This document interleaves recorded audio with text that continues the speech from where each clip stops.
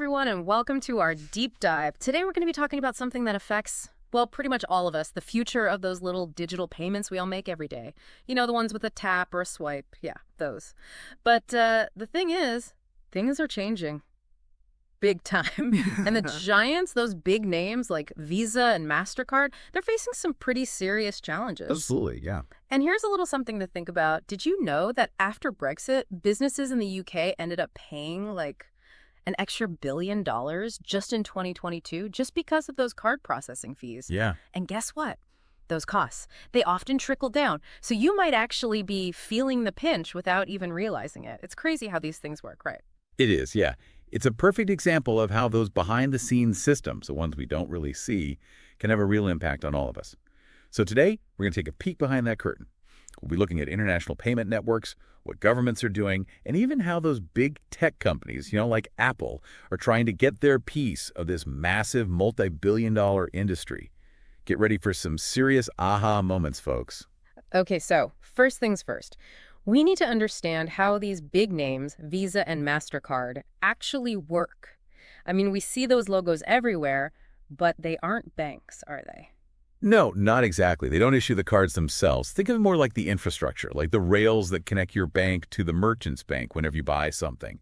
It's the system built on something called the network effect. The network effect, what's that all about? Basically, it means the more people using the network, the more valuable it becomes. For Visa and Mastercard, this means they can charge higher fees for each transaction, which makes banks want to issue more cards, which in turn attracts more merchants, and the cycle just keeps going. So it's like this self-perpetuating machine that's been almost impossible for anyone else to break into, but it sounds like that might be changing. Yeah, exactly. We're seeing challenges popping up all over the globe, and it's not just from little startups either. We're talking about entire countries starting to push back against this duopoly. Like, take the UK, for example. Those post-Brexit fees have really pushed them to look for alternatives. They're looking at models like India's RuPay system, which has been really successful. I've heard of RuPay. How did they manage to compete with these giants, though? Well, India played it smart. They made RuPay mandatory for any government-related transactions and even gave incentives to use it for social welfare programs. This created this huge user base really quickly and made RuPay a major player in the Indian market. It's a really interesting example of how government backing can shift the balance of power, even in the payments industry. Wow, that's pretty impressive. It seems like India really played the long game there. But they're not alone, right? Our sources mention that even the EU and Arab countries are starting to explore their own options. Exactly. There's this growing feeling around the world that depending on a system dominated by the U.S. might not be the best idea. The EU, for example, has been pushing for more financial independence, and having their own payment network would be a big part of that. It makes sense. So much of the financial infrastructure is controlled by just a handful of companies. It's like countries are realizing that's a vulnerability. Absolutely it is. Controlling payment systems is a kind of economic power, and we see this playing out even within the U.S. itself.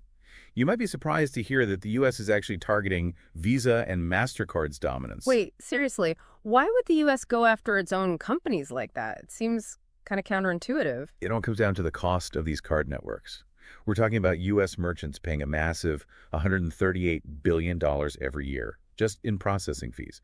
That's like the second biggest cost for businesses, right after wages. $138 billion, that's insane. I had no idea it was that much. It's huge. Yeah. And it also means higher prices for consumers. That's a big part of why the U.S. is looking at legislation like the Credit Card Competition Act. So what's the deal with this Credit Card Competition Act? How would it actually change things? The idea is to bring more competition into the market. It would force banks to offer merchants at least 2 different networks for processing those transactions, which would break the Visa MasterCard grip. By increasing competition, those processing fees should go down, and that would benefit both businesses and consumers. I see how that would be a game changer, but I bet the big card networks are fighting back hard. Oh, absolutely. This is a multi-billion-dollar fight, and both Visa and MasterCard are lobbying hard against those changes. It's like a showdown brewing, isn't it? Yeah. But it's not just about what governments are doing, is it? Fintech is exploding right now. Digital wallets like PayPal and Apple Pay are getting more and more popular. Yeah, Fintech is definitely a force to be reckoned with. These digital wallets offer an alternative to the traditional card networks and are changing how we think about payments altogether. And some of them, like Affirm and Afterpay, are offering those buy now, pay later schemes, which directly compete with credit cards. It's a whole new world out there. It is.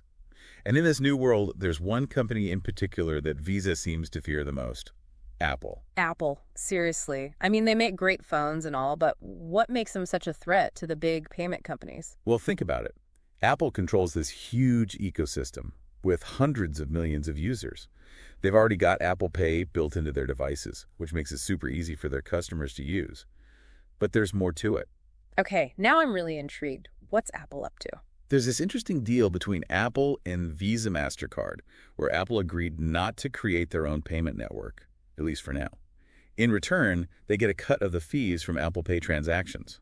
So they're playing nice for now, but I bet they've got something else up their sleeve. Our sources point to a project called Breakout, where Apple is quietly building its own payment infrastructure. They want to control the whole process, potentially cutting out Visa, Mastercard, and even the banks. Whoa, cut out the bank too. That's a build move, but wouldn't that be incredibly hard to pull off? It would be a massive undertaking, for sure. But Apple has a history of disrupting industries. Remember what they did with Intel? They used Intel processors for years while secretly developing their own chips. And then, bam, they switched. Intel was left scrambling to catch up. So you think Apple might be playing the long game with Visa and Mastercard, using them until they're ready to launch their own system? It's definitely a possibility. And if they succeed, well, that could have huge consequences for the whole financial system. Imagine a world where your iPhone is your bank, your credit card, and your payment processor, all in one. That's mind-blowing. It is.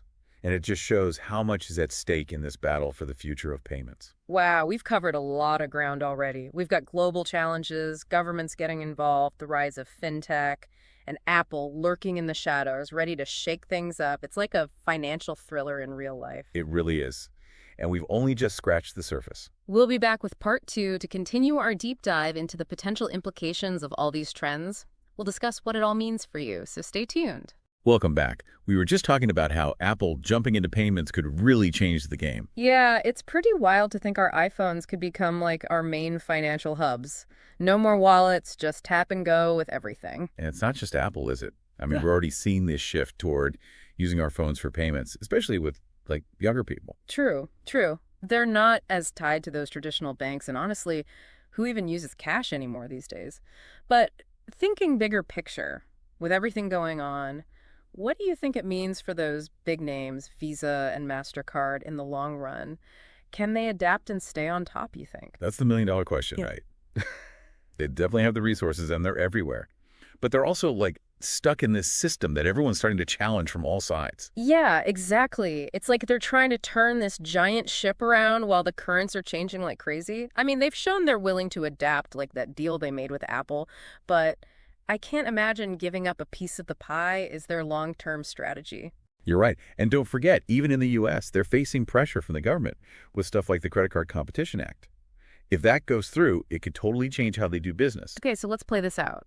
What happens if these national payment systems really take off? And what if Apple decides to go all in with their breakout project? Things could get crazy, right? Oh, absolutely.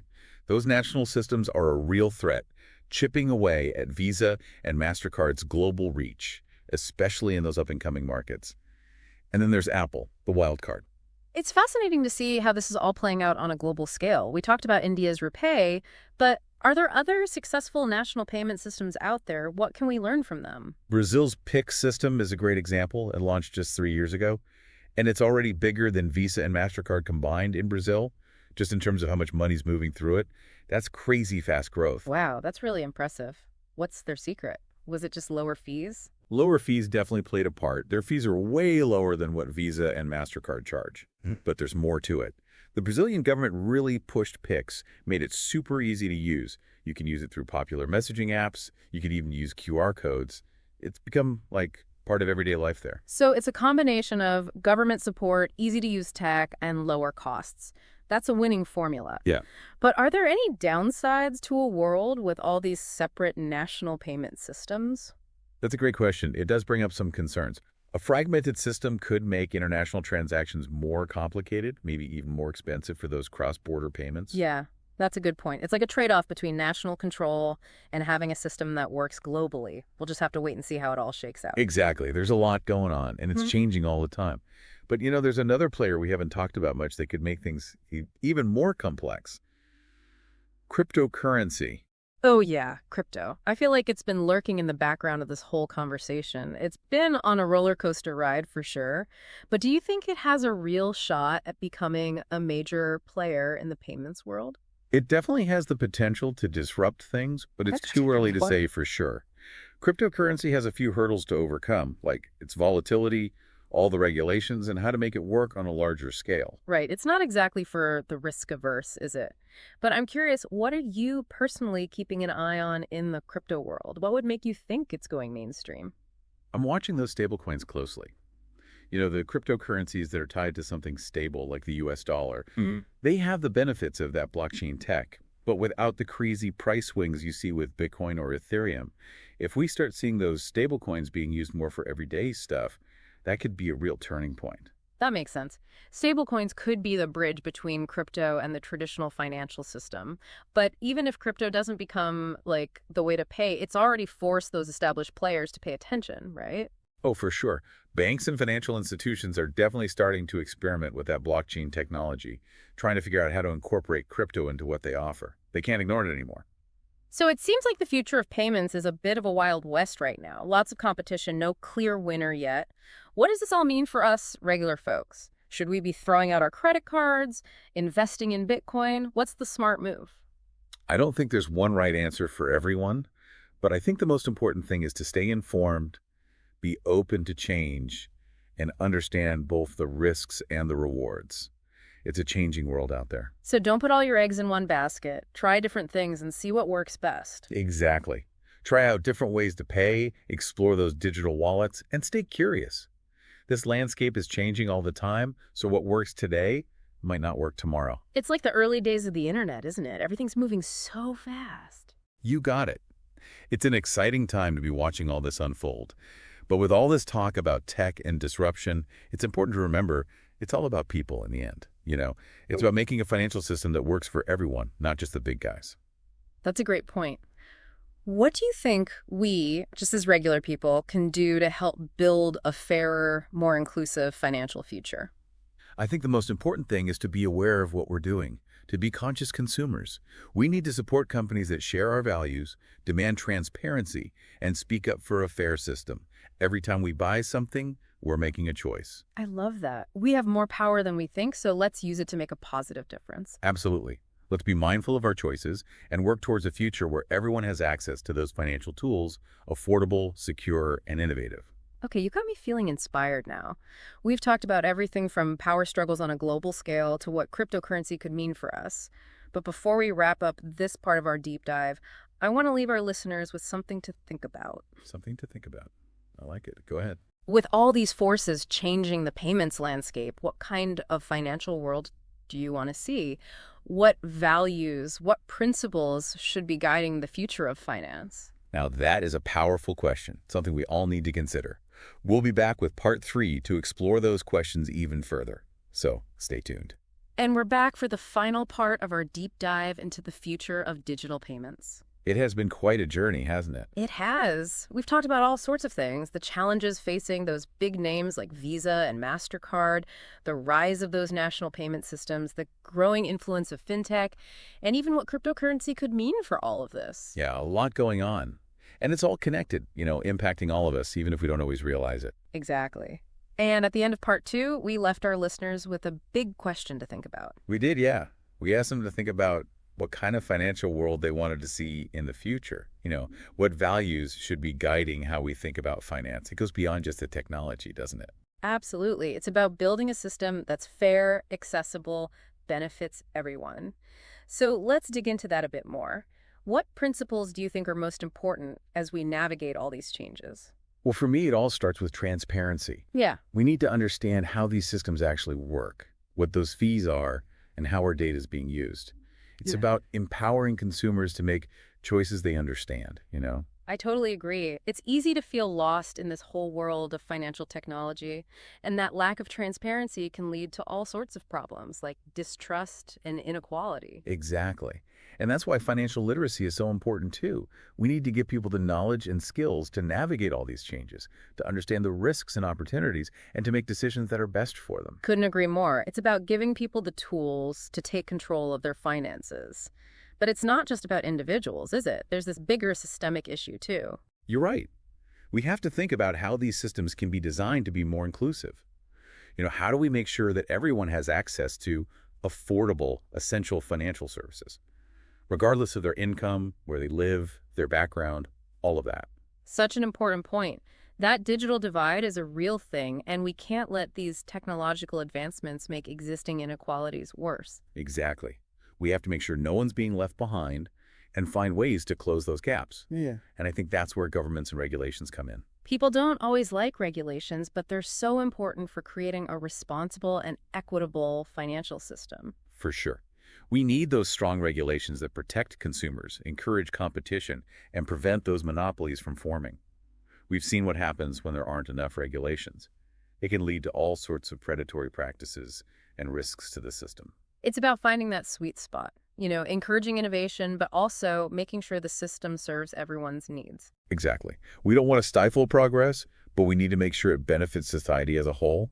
And I think that's where those ethical considerations come into play. Yeah, it's not just about what's possible with technology, but about what's the right thing to do. As we develop these powerful financial tools, we have to ask ourselves, how can they be used for good? How do we prevent them from being used in harmful ways? That's it. We need to think about the unintended consequences and put safeguards in place so they're not being used for exploitation or discrimination. It's like this whole new frontier, and we're still writing the rule book, but I'm optimistic. I think we can create a future where digital payments actually empower people, make communities stronger, and contribute to an economy that's more sustainable and inclusive. I am too. It's a challenge, but it's one worth taking on. And I think it all comes down to a shift in how we think. A shift in mindset. What do you mean by that? Well, we need to stop seeing finance as this zero-sum game, where if someone wins, someone else has to lose. We need to start thinking about it as a collaborative ecosystem where everyone benefits. I like that. It's like shifting from a scarcity mindset to an abundance mindset. That's it. It's realizing that we're all in this together. Our financial well-being is all connected. And I think it starts by having these conversations, raising awareness and talking about these things thoughtfully. You're right. This deep dive has been a great reminder that the future of finance isn't set in stone. It's something we're creating through our choices, our actions, and our voices. Couldn't have said it better myself. So as we wrap up today, I just want to encourage everyone listening to stay curious, stay engaged, and keep asking those tough questions. The future of payments and really the future of finance, it's in our hands. Thank you so much for joining us on this deep dive. We hope you've had some aha moments and maybe even feel a little inspired. Remember, the future isn't something that just happens to us. It's something we build together. So until next time, keep exploring, keep learning, and keep shaping the world you want to see.